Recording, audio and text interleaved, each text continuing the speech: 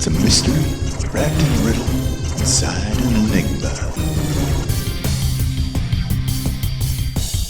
Hello all, welcome to another Minute by Crossfeed. Casey Rochford here. Today I'd like to talk to you about something that's getting thrown around quite often and usually does in the first few months of a new administration in the office of the presidency. Now, that is comparisons to Hitler. This isn't going to go the way you think it is. While I do find it ridiculous how much boy cries wolf there happens to be when it comes to throwing around words like, oh, he's just like Hitler or whatever. Oftentimes, of course, that's hyperbole. But there are situations that relate to going down the path toward what Hitler was doing. I did a minute microscopy on apples and oranges. I recommend you check that out because it's very important to understand that making a comparison does not mean it has to be verbatim. We don't have to say, oh, Donald Trump is like Hitler because he wants to kill 6 million Jews. No, it's more about the principles, it's more about the propaganda, and it's more about the cult of personality that is created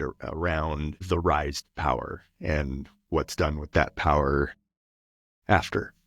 And when it comes to making comparisons to Hitler, it's all about raising the alarm, saying, hey, wait a minute, we've seen something like this happen before. We should do something now to stop it from happening again, or something worse. Let's not forget that it could be worse than Hitler.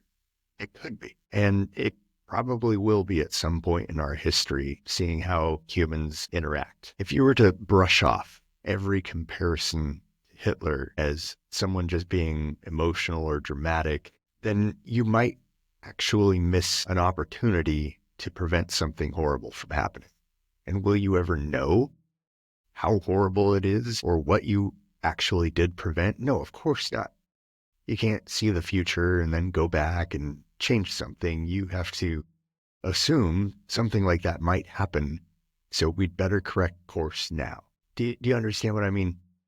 You can never look back in retrospect if you were to stop Trump now and say, yeah, well, he didn't kill a whole bunch of people. You don't know that he wouldn't have, right? So the point I'm driving at here is when you hear a comparison to Hitler, rather than think, oh, this person is stupid or just getting emotional, that's not emotional. That's logical. That is logic in action.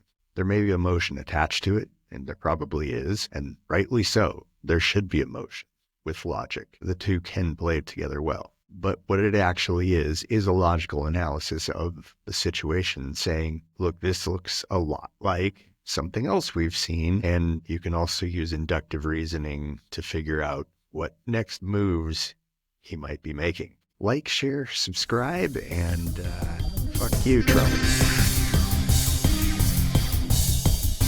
Hey, don't forget to check out the rest of the channel. We got a little something for everybody. Full-length episodes, short episodes, medium-length episodes, lightning rounds, all kinds of stuff.